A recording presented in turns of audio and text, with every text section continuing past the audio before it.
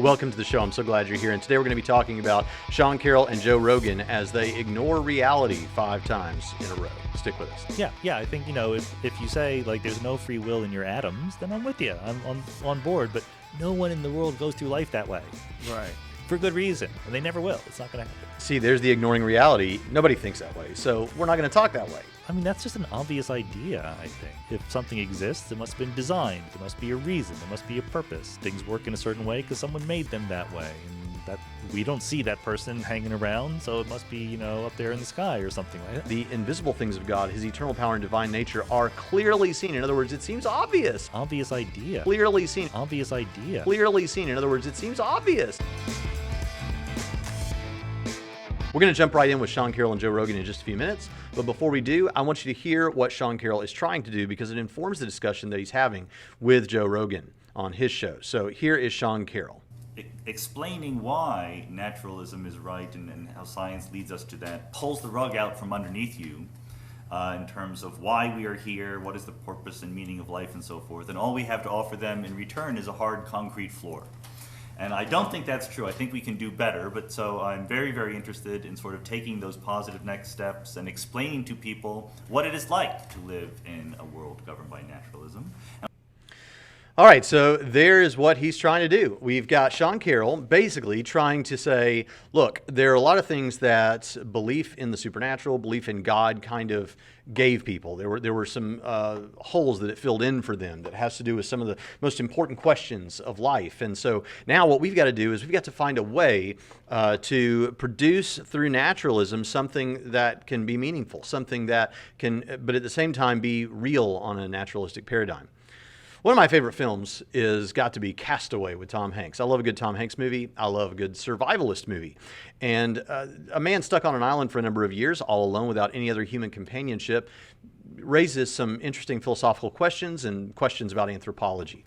But one thing that happens on the movie, as you're aware, is that he creates a person for himself. In the absence of any other real person, Hanks' character creates out of this volleyball a person in quotation marks, Wilson. And Wilson becomes a very important player in the film, right? We get attached to Wilson because the character is attached to Wilson. And we begin to think of Wilson as kind of mystically having some kind of a personhood. But we recognize all the time it's not. In fact, when Wilson floats away, it's meaningful and powerful, and he loses this only companion that he's had. But what's valuable about Wilson is what Wilson represents, not what Wilson is. Without any companionship, without another human being to interact with, in his state of absolute loneliness and perhaps despair, Tom Hanks' character in the film creates something that will in some way manifest that. It's in this way that Wilson kind of teaches us something about human beings, even though Wilson himself is not a human being. And when Tom Hanks gets back, he wants to be with real people. The ball Wilson is not a person in and of himself. We shouldn't be striving to surround ourselves with volleyballs painted with faces, right? We should be reaching out for real people, that real companionship. Here we have Sean Carroll saying that what people have in mind is that if naturalism is true, it's just this hard concrete floor. We want to show them that there's something more than that. And what I see Sean Carroll and Joe Rogan doing throughout this discussion that we're going to play clips from is that Sean Carroll and Joe Rogan are trying to create a Wilson. And they're trying to create something that is on naturalism that isn't the same thing as what religion offers. And they're trying to present it as though it can fill those gaps, as though it is in some sense as important and meaningful and valuable as that. But what we're going to find in the end is that while our character in the Hanks film got attached to Wilson, and there are naturalists who get attached to things that they manifest for themselves in this world, meanings that they come up with, the illusion of free will, the illusion of morality. If those things aren't ultimately real, you've just got Wilson. And Wilson is only valuable in so much as he is an image of something else that's real, something else that's ultimate. And it's to that end that we're going to watch as Sean Carroll and Joe Rogan construct a Wilson for naturalism. They're going to begin by talking about free will. But that's not going to be the totality of this episode. That's just one of 5 things that they talk about as they construct this Wilson of their own in their own likeness. Let's listen. That it's not necessarily just a 1 or a 0, that it's a combination of these things. Free will, there is some mechanism that chooses to do one thing versus another. There is some computation, there's calculation, there's debate, there's discussion, there's a thing inside of you, whatever it is, whatever that process is, that's causing you to, I mean, how many times have people stayed up all night going over and over and over a certain idea trying to find a rational conclusion? Oh yeah, all the time. What is that? Right. Well, what is that? Is that free will? Is that This is where it actually becomes interesting to talk about the vocabulary we use, right? Yes. Because it becomes very, very hard to know where to attach the word I or you when you're talking about this. Like we tend to say, I made a decision. Okay, that's fine, right? I decided to have this can of pure caffeine that you put in front of me and drink it. I could have decided otherwise. So that's the question. Like, does it make sense to say I could have decided otherwise? And if you define yourself as the following list of atoms and particles in a certain configuration, then no. Then the laws of physics said that was going to happen. But I don't know what all that is. That's not a useful way of talking. So there's a whole nother way of talking that says, I'm a person and I kind of like coffee, but I already had a cup this morning. And, there's a chance, there's a probability, like you say, that I would drink this and a probability that I would not. And those are completely compatible, although they're different. The only way you get into trouble is if you mix up those 2 different ways of talking. If you say, like, I chose to have the coffee because my atoms were in a following configuration or something like that, right? That's like talking about us as humans and then switching vocabularies to talking about us as atoms, and that's where you get in trouble. Yeah, it's a weird reduction. Okay, so we're going to continue this in just a moment. What I want you to notice here is that Sean Carroll is a compatibilist. And for those that don't recall, a compatibilist is someone who is a determinist. They don't believe that genuine ability to have done other than whatever you ended up doing is a thing. Sean Carroll agrees with Sam Harris about this, that ultimately you're determined. He agrees with Stephen Woodford. I don't know if he knows who Stephen Woodford is, but he would agree with someone like that. He agrees with those people that say you really don't have free will. But like Daniel Dennett and like Matt Dillahunty used to do, he holds this position of compatibilism. Compatibilism is determinism, but it allows you to speak about free will as though it's a real thing. And you see it in play here. First of all, you see him here saying, ultimately it is just, your atoms in motion and things like that. And it is just all determinism. And we say you're deciding, but it's really just determinism. It's just the molecules. It's just all of that. And what even is the I that we're talking about, he says. This is just great how naked the naturalism is there. But then he completely turns around and ignores that and says, but it doesn't really work that way. When you're talking to everyday people, when you're having discussions like this, it's meaningful to talk about free will because we're up here on the level of human beings, not down there on the level of atoms. And so we can talk about free will and we can speak as though there's free will. And so I can say that there's free will in that sense and all those kind of things. Understand, this is to ignore reality. This is ignoring reality. This is saying, look, so I would say he's ignoring reality in that he admits that it seems very strongly that we have this libertarian sense of free will, that we have the actual ability to have done other than whatever we ended up doing, that nothing external to ourselves determines our actions. That seems really right. I mean, that's very powerful. So I would say he's ignoring reality and affirming this determinism, but then trying to hold on to the language of reality when he's talking at the level of everyday people. But let's say you're an atheist watching. Okay, fine. You don't think that what I'm talking about represents reality because you don't think that there is such a thing as libertarian freedom. In such a case, if Sean Carroll is right, he's still denying reality and ignoring reality because he's speaking about all of this as though it's real, as though free will is a real thing at the level of human beings. We talk about it as though we have free will, we function as though we have free will, but ultimately we know down underneath the hood we're talking about atoms in motion and molecules and all these kind of things. But hey, we can say we have free will and we can be compatibilists that way. Whichever way you cut it, he is ignoring the reality. And that is a very interesting thing. The second thing I want you to notice about this is that, as I've argued many times on this channel, if there is no free will, if there is no libertarian free will, not his compatibilist fake free will, but if there is real libertarian freedom, then that means if that doesn't exist, then that means you can't have rational affirmations. It means that you can affirm things, but whatever you affirm, like I'm an atheist, I'm a Christian, I'm a pink unicorn, I'm the president of the United States, whatever you want to affirm, you just kind of find yourself affirming it. Now, you don't experience it that way, but as he said, it couldn't have been otherwise. You say you decided, but what is this I we're even talking about? You were just determined to affirm it. And this means you have no justification for that. And I think it's very interesting that while he flip-flops between how he's going to talk about the nature of human freedom, underneath the hood, that's what he ultimately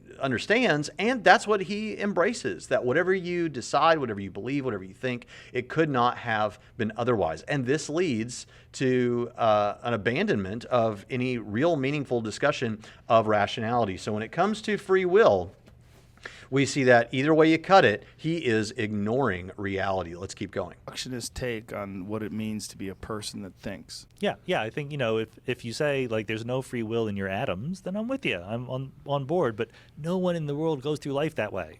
Right. For good reason. And they never will. It's not going to happen. Yeah. Well, and you could break that all the way down. See, there's the ignoring reality. It's nobody thinks that way. So we're not going to talk that way. But it's kind of true, but we're not going to talk that way. Now, I think, of course, that free will does exist, and he's ignoring reality with the determinism.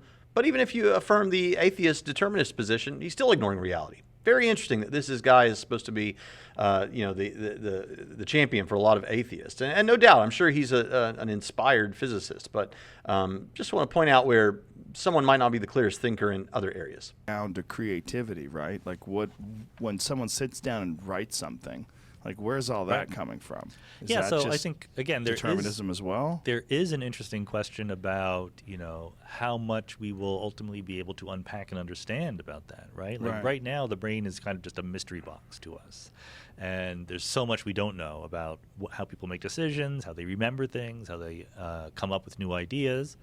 So where it matters is how we treat people, right? Like, Okay, now here we're coming up to the next issue, which is moral responsibility. This is the other area where I'm going to say they're going to ignore some reality, but let's keep trucking with it. Obvious case is responsibility, blame. Like if you think that a person makes choices, then you can assign responsibility to them for making the choices they made. Yes. That's what we do in the world. If someone chooses to rob a bank, we choose to put them in jail, right? Yes. And someone could come along and say, no one ever does this, but someone could come along and say, well, they're just a bunch of atoms obeying the laws of physics. How can you blame them, right? That would be dopey. That doesn't make any sense. Right. But what if you were Minority Report? Right? What if you could put someone in an MRI, in a brain scanner, and say, yeah, you know what, tomorrow they're going to rob a bank. Do you arrest them? Is that enough? Right? The fact that their brain was hooked up to violate the law in the future, is that enough to assign personal responsibility to them for that? Or do you do the opposite and say, well, it's going to happen no matter what. We can't really blame them. Well, and also if you do catch this thought process is before the actual action takes place, isn't it possible to correct that thought process with education or some sort of awareness training? If you were determined to do that. Or something where you could shift the consciousness and And if they were determined to care. Abruptly sort of disassemble determinism at its most problematic point? Yeah, so there's a whole kind of interesting set of ideas that are very popular among philosophers right now, which is the question of moral luck. Ooh. So if you're driving down the street and you're buzzed, you're drunk, right? Maybe you get home fine. Maybe someone jumps in front of your car and you run them over because you don't have the agility or the reflexes because you're drunk, right? So you're the same person. You went home, you're drunk, and you're driving home. Right. But depending on the outside world, you ran someone over and killed them or you didn't. But in the world, we blame the person who ran somebody over. We punish them much more severely than the person who got home safely, right? That's not their responsibility. They sort of got unlucky there in the world. So should we blame people who had the chance of doing it? No one knows the answer to these questions. These are tricky things. Like, we're not very good, we human beings, at thinking about these probabilistic counterfactual questions. Yeah, that's a good one. That is, yeah. Yeah. Who are you then? Yeah. Are you lucky? Oh yeah, right. I mean, Yeah. so much of what happens to us in life, we don't get responsibility for. Sure. Like, I mean, we're can't- interfacing with randomness Yeah. every time we step out the door. That's right. But can you treat people that way consistently? It's hard, right? It's tricky. I'm not giving the answer because I don't know. I mean, There I is think no, that right. yeah, this is tricky stuff.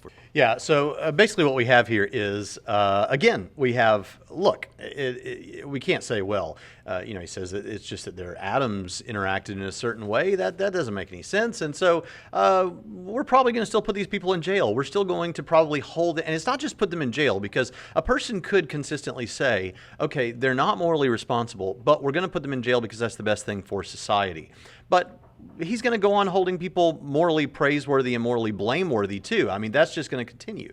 So again, we have number two, another position where we're having to ignore reality. And I think that's very interesting. And it goes along with my defense of the second premise of my free will argument that we end up with moot morality.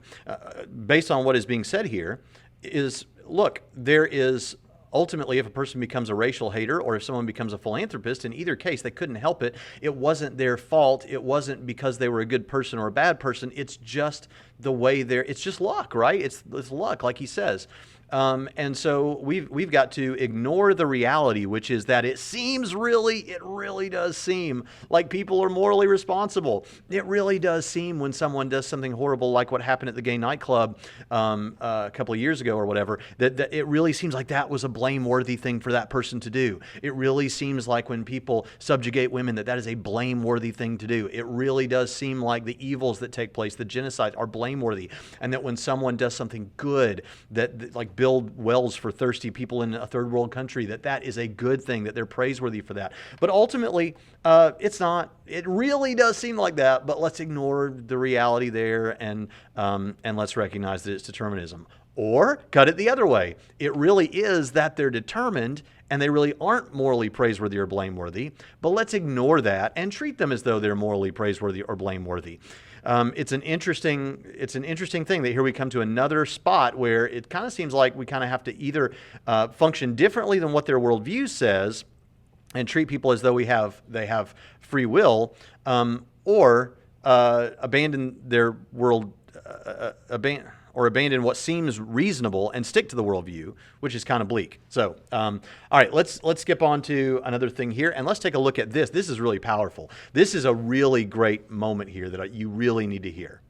But the idea there's supernatural, very powerful influences in the world. I mean, that's just an obvious idea, I think. Like, we're human beings. We tend to, as our first guess in understanding the world, treat the world as, humanist. Like we're anthropomorphic, right? Mm-hmm. Like if something exists, it must have been designed. There must be a reason. There must be a purpose. Things work in a certain way because someone made them that way, and that we don't see that person hanging around, so it must be up there in the sky or something. Like I don't think it's that hard to imagine that all sorts of different cultures would evolve. Do you think it's also? So basically what he's saying here is now he comes to the issue of design. And he says, it seems obvious, right? That stuff seems to work. Stuff looks designed. It's probably designed. There's probably someone who made it that way. Now, let's ignore that. And let's assume that it's not designed because we got to hold up the naturalism here, right? We can't allow the divine foot in the door. That seems like really obviously what's going on.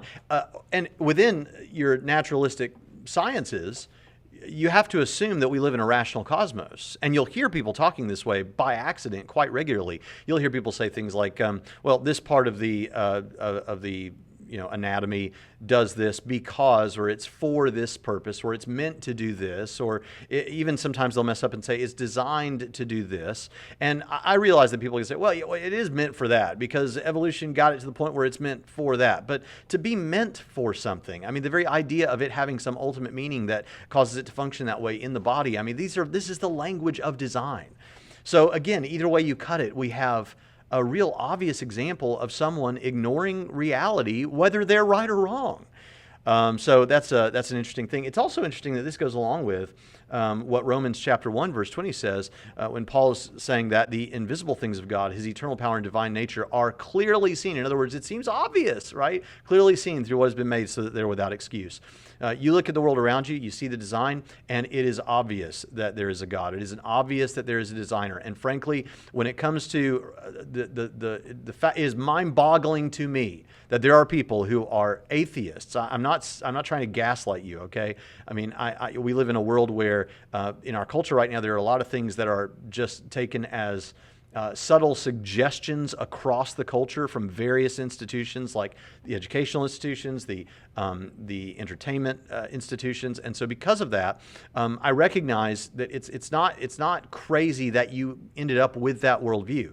But when you look at the evidence, when you push yourself back and you just say, "Yeah, but for real, like let me look at this thing, with fresh eyes for a minute." It's really incredibly designed, and it had to have a personal agent as the creator of the universe for reasons that have been discussed in other videos. And it's just, there's just too much there. I mean, it's just, I don't know. It's for the reasons like this that if you say you don't buy the resurrection case, I want to talk to you about that. I got stuff I want to say. But if you say you don't believe in God, at least that there is a God, I mean, come on, man. I agree with the Apostle Paul. I agree with Sean Carroll. It seems obvious, right? When you look around you, it's not that odd that this would be the conclusion. The thing is, I think you should have stuck with that. I think Paul was right. The invisible things of God's eternal power and divine nature are clearly seen through what's been made. Plus, I think that the philosophical arguments definitely back this up. And I think the scientific arguments that there is design backs this up. So, well, you're not a physicist like Sean Carroll. Yeah, I may not be a physicist like Sean Carroll. But here's the thing about it, is that one of the reasons that the multiverse is very popular right now, the idea of a multiverse, is we got to do something to come up to get the numbers right, that we would have a universe that is as it should be for life to be able to emerge. So I think that all of that's there. It only strengthens that obvious nature of looking around and saying somebody designed this. So again, I think we have an example of someone who is having to ignore reality whichever way you cut it. But let's go on and let's hear what he has to say on the issue of meaning. People search for meaning, and they take meaning from whatever religion or ideology that they subscribe to, and they use it as sort of a reason why they're living. It gives them hope. It gives them something. Yeah. Now, as we move forward, I want you to listen to what he says here, because it sounds like, to my mind, and this goes back to Jean-Paul Sartre and probably before, this existential atheism, this create a meaning for yourself. It is a subtle admission that there isn't. There isn't meaning. So we have to make it up. We have to pretend that there's meaning. We have to pretend that there's free will. We have to pretend that there's moral responsibility. With the design, whichever way you cut it, we're having to ignore either our worldview or what seems obvious. And here, when it comes to meaning, we have to pretend. Listen to what he says. It's a very common theme among religious thinkers that if it weren't for the existence of God or whatever, there'd be no reason to live, there'd be no reason to be a good person, and so forth. And, I think it goes back to the motivation we have as having bodies versus being in a computer. Like, there's plenty of reasons to do different things. Like in the big picture, Okay, now hold on a second. There are plenty of reasons. Fine. That's fine. There are reasons that you want to do something because it'll produce serotonin or dopamine in your brain. It'll make you feel better about who you are. But there's not an ultimate meaning is the purpose here. There's not an ultimate purpose. You have to just make it up. And I want you to notice that I think Joe Rogan sniffs this out. You'll see in just a moment. Last book, I talk a lot about, it's okay to admit that we as human beings have desires. That there are things we care about, that we want to be true. And you can talk about why that's true from evolution, from biology and whatever, but it doesn't matter why in some sense. We have goals. We're not completely aimless. Like, we want to survive, we want to flourish, we want to be friends with people, we want to have families, whatever it is we want to do. All that we put together in terms of morality and ethics and meaning and purpose comes out of thinking hard and carefully, hopefully, about how to systematize and grow those existing desires that we have into a way of living in the world. We don't need anything external to make that happen. We just need to sort of think about where we are already and try to make it better. But Now, to the external, to step out of the conversation for a minute and to rephrase what he's just said. What he said is, we don't need something external for that. He's saying there is no ultimate meaning or purpose. So do what you want.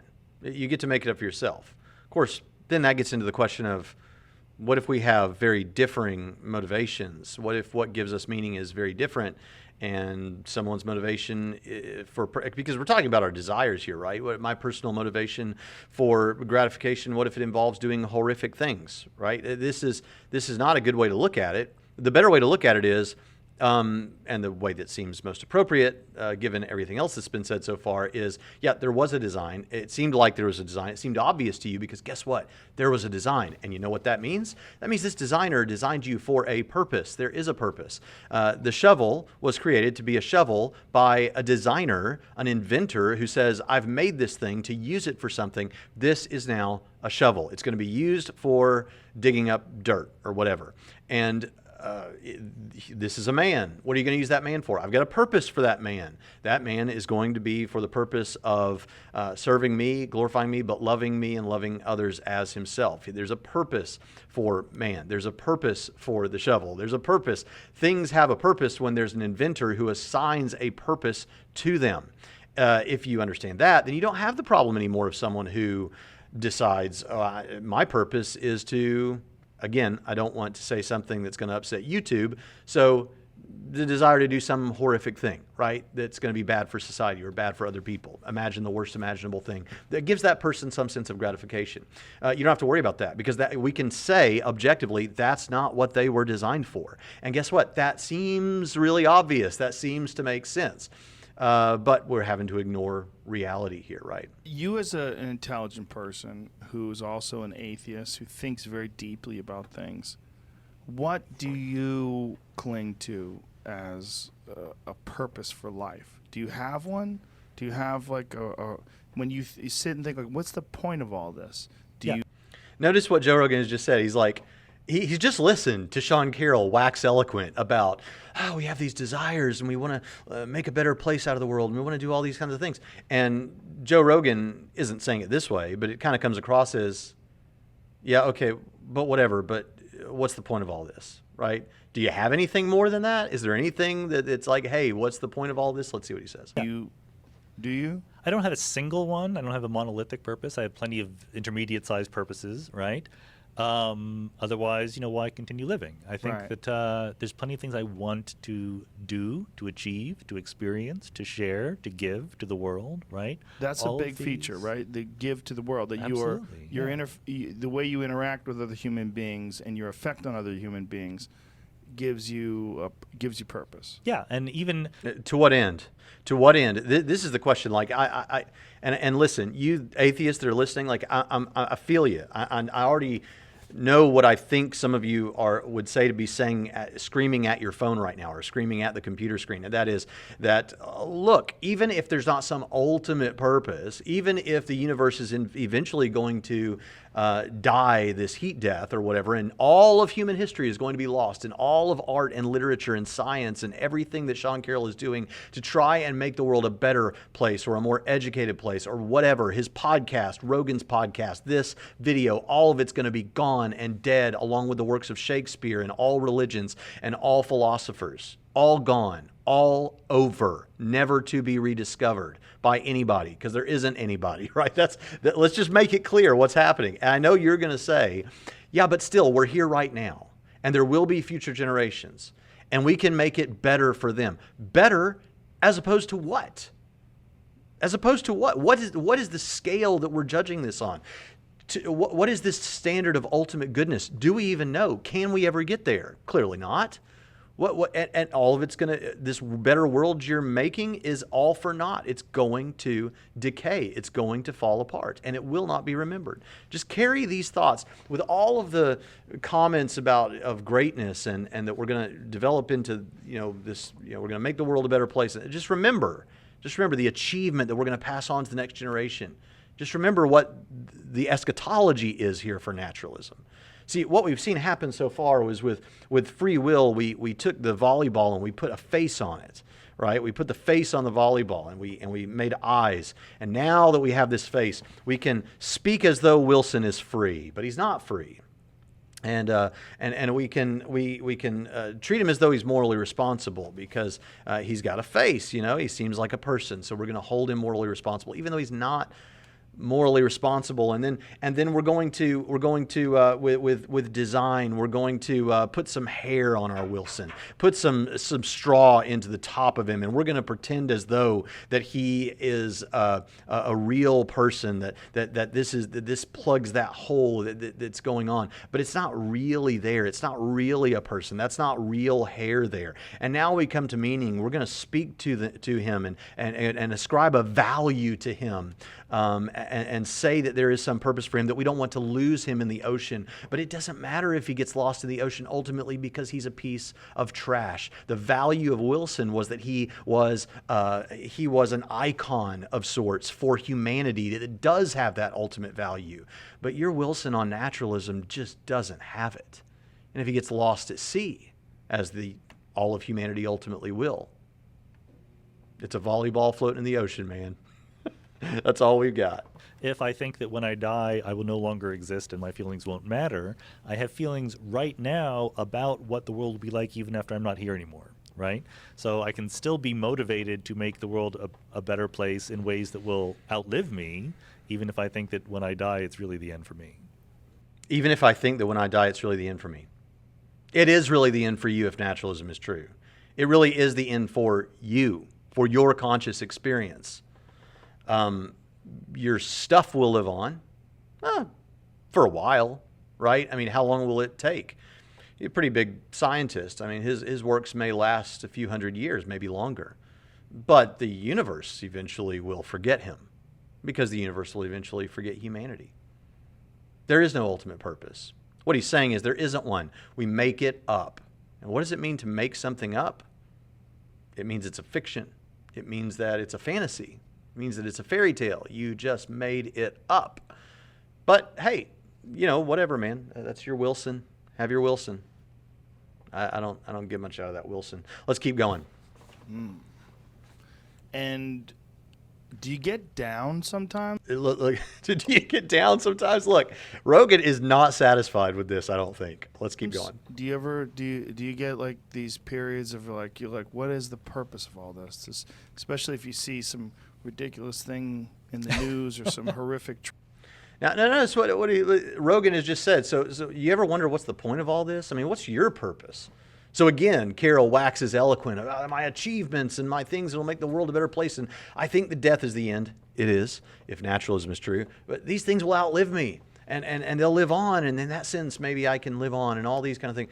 And Rogan's sitting here, Do you ever get bummed out by all this? I just love that response. I love it. Let's keep going. Tragedy and...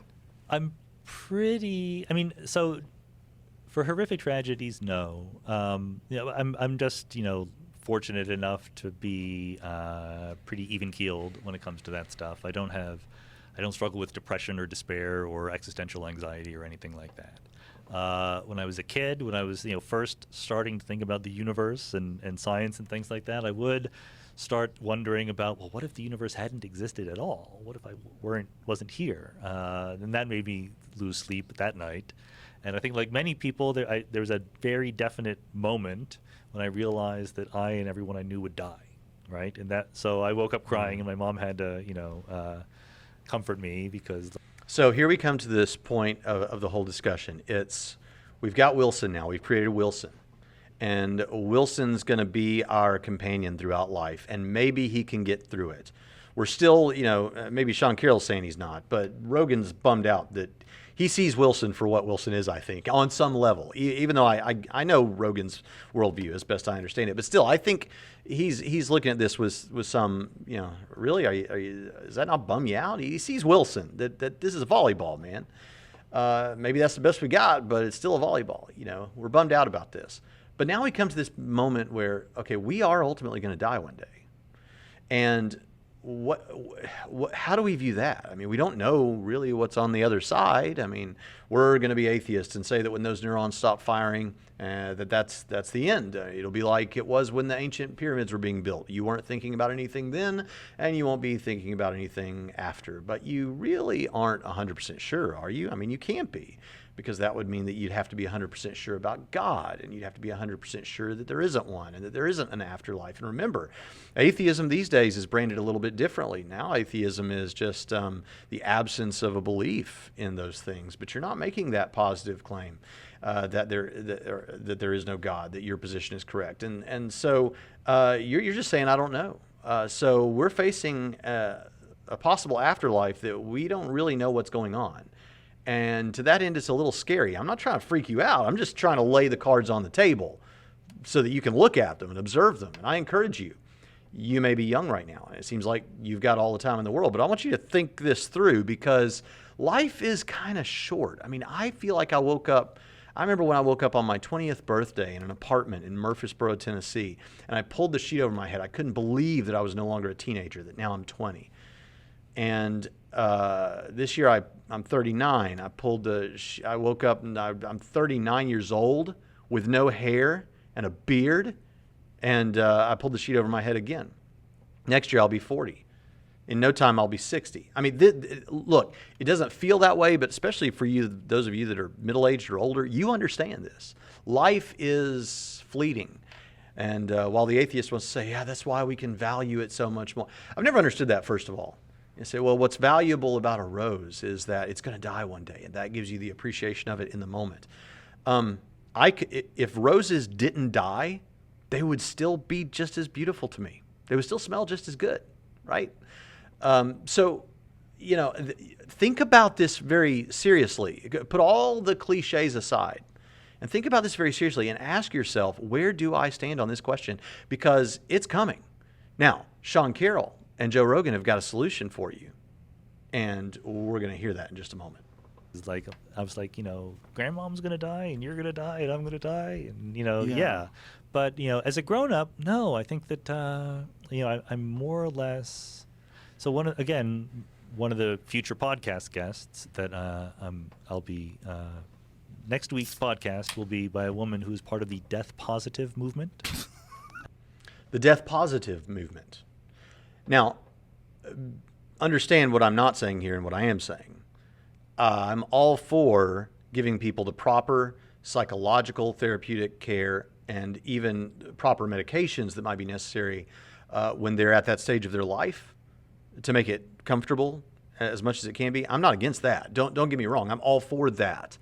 As a person who's pastored 2 churches, I have been there when people have died many times. And I'm all for making them comfortable. We need to be humane. These are our fellow human beings. This is very important that we care for them and are merciful toward them and do them as many favors in this regard as we can and love them. And all those things are very important. But if you're a naturalist, and you should still do all those things as a naturalist, but if you're a naturalist, understand that the very idea of death being a positive kind of works against the whole thing. I mean, there is no afterlife. There are a lot of atheists that I think kind of bombastically want to thump their chest and say, no. When I get older, I get to die. I want to die. I don't want to live forever and all these kind of things. Great. But there's a lot of you that do not feel that way. And some of the people saying that, I suspect, don't really feel that way. And the thing about it is, if you're an atheist and that's it, death is not a positive. This is why they kind of laugh when he says the death positive movement, because it really doesn't seem positive, right? For a Christian it is, because death is a doorway to another world, and we can go on living forever in heaven with our Savior. And as a reasonably well-educated person, I believe that with all my heart. But if you're a naturalist, death is not a positive. So because of that, we need to create a movement and call it death positive. But that's not the end. Let's keep going. Have you heard about this? No. Yeah, this is real stuff. What? Who? If you're offended by me saying this right now, notice that they're laughing. Look at the look on Rogan's face right now. He gets that is funny because it doesn't seem positive, right? Don't get upset with me. So don't distinguish, don't confuse it. There is a whole movement, like an anti-natalist movement or something like that. I forget what they call themselves, but there's a whole movement that wants human beings not to exist. That's crazy. Yeah. But there are people who like that. The death positive movement is the following: like, we're gonna die. We should face up to it. We should accept it, and we should deal with it in a personally and culturally positive way. So, for example, like right now, especially in the United States, even compared to Europe or other countries, we're terrible at dealing with death. We put people in hospitals, we take them away from their families, away from their homes. We refuse to admit that they're going to die. So we treat it as if There are things about this that I think I resonate with. I want you to understand, it's not that I flatly disagree with everything they're saying. Some of it I agree with, like the idea that we need to talk about free will as though it's real, even though they don't believe in it. I agree with some of what they're saying here. I don't want you to think that I'm just trashing everything, but I just want to, let's just keep going. the whole purpose of the game is to squeeze out as many more hours of life as possible, no matter what the quality of that life is. Yeah, fine. That's fine. And all that is just rubbish, and we should be much more grown up about it. We should plan ahead. You know, when Obama suggested that in the healthcare system there should be, some planning for what happens when you die, Sarah Palin came along with death panels, and that was a very effective rhetorical strategy. We don't want to think about the fact that we're going to die. We don't want to plan for it. Yeah. If we did plan for it, it could be better. We could die at home. We could die with less pain. We might not live as long. So we don't do every single medical intervention possible just to squeeze out a few more breaths. But it could be a much more life-affirming experience to die, because the people around us who are there come across with an acceptance of what's going on, rather than the feeling that we should just do everything we can to prevent it. I had a similar situation happen recently with a dog of mine who's a Mastiff. It reached 13 years old, and for Mastiffs, that's very old. And we had to put him down because he couldn't walk anymore. And it was brutally painful to watch him try to get up and fall down, and but one of the things I was thinking was that if this was my grandfather and not my dog, I would have to watch him suffer until the bitter end. Yeah. I knew this dog wasn't going to go backwards in time and become a puppy again. Right. And knew his days were numbered. He couldn't do anything. Most days he just slept all day until it was time to eat. But it was getting to the point where I had to carry him to his food. Yeah. And I knew that it was And there's no quality of life, right? There's no quality of life. And it's, in some sense, it's even harder with the dog because you can't talk to them, right? You can't explain to them what's going on. They can't explain to you what their wishes are, so you have to be the responsible one. But yeah, so everything legally and culturally in the United States is we're not allowed to relieve that pain or that despair that you have near the end of your life.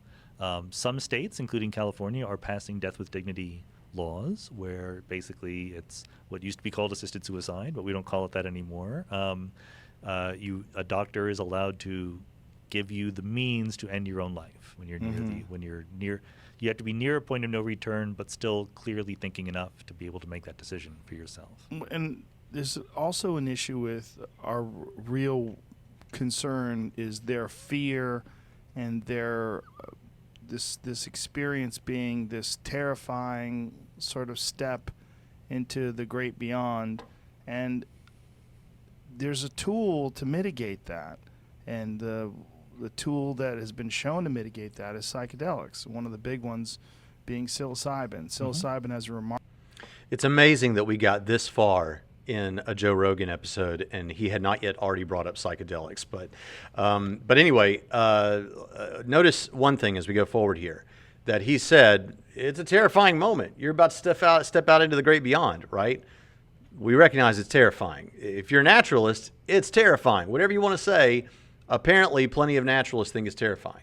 Remarkable effect on people that are going through stage 4 cancer, and Johns Hopkins has studied it. There's quite a few studies that have shown that people, when you give them psilocybin, they're much more relaxed and much more comfortable with this idea of ending this life. of this life, it's gone through its course, and Yep. it's an inevitable thing, and it's really our biological limitations that are terrified and sparking up all of these intense primal fears of the end. Yeah, I'm actually 100% in agreement there. My wife.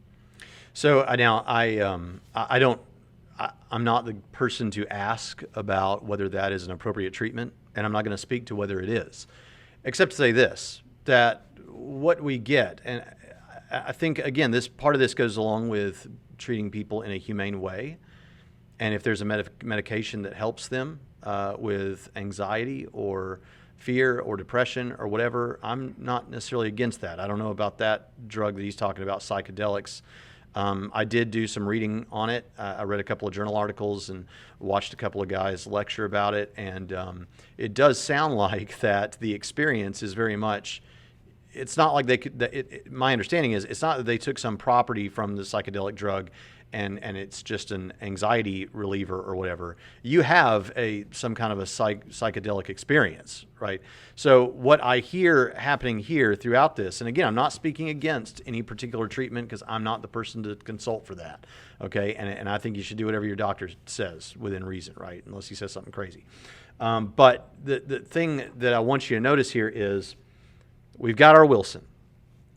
We've put hair on him. We've put the face on him. We're treating it like it's a real person that fills in the gap of meaning that we have removed without God. We've got Wilson now. And when it comes to the moment of death, what we've got to do is basically medicate ourselves enough that we don't face the terror that we're facing. Now, again, this is not me speaking out against the medication.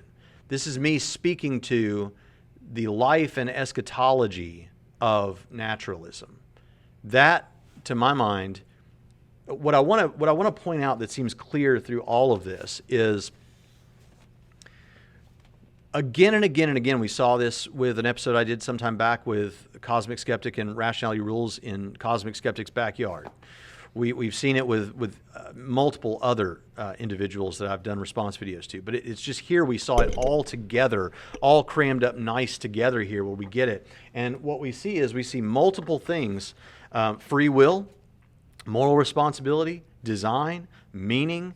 All of these things are things where you have to somewhat ignore reality. Death, we kind of have to try. I mean, taking a psychedelic drug, whether that's the right move or the wrong move for this person or that person, that question aside, that is the ultimate ignoring the reality of what's happening. What I'm saying is what we see over and over again with naturalism is the need to ignore reality. But on Christianity, it fits. It seems like there's this free will. Yeah, because there is. It really seems like people are morally responsible. Because they are. Stuff really seems designed. Because stuff is designed. It really seems like we have an ultimate purpose, and it isn't someone's ultimate purpose to do some horrific thing that is bad for society. Right, because there is an ultimate purpose, and that isn't their ultimate purpose. It really seems like that if you don't have peace through the Savior, it really seems like death is a terrifying prospect. I'm not trying to scare anyone. I'm trying to soberly offer a possibility that it could be because that is the nature. You do need to know the Savior. Life is short. And when I see a list of things like this where I'm having to deny reality to be a naturalist, I have to live inconsistently with my worldview, seemingly at least a couple of junctions, by his own admission. That, to my mind, is troubling and doesn't really pass the worldview analysis test. And so what I would encourage you to do is think this through and think, maybe I'd rather have a worldview that more consistently maps to the nature of reality and human experience. Ultimately, I'm offering you something better than Wilson. I'm offering you the inventor who invented you, the creator who created you. And some of the things that we have ascribed meaning to in our lives, we may have made a Wilson in our own image, and that will ultimately float out to sea. I hope you've got something more than that. And if you do, you can contact me. You can contact me at Braxton at trinityradio.org. I'd love to talk to you about how you can come to know the Lord and how you can begin a relationship with Him that will give you more on that ultimate meaning and purpose for which you were born. And with all that, I'll see you next time on Trinity Radio.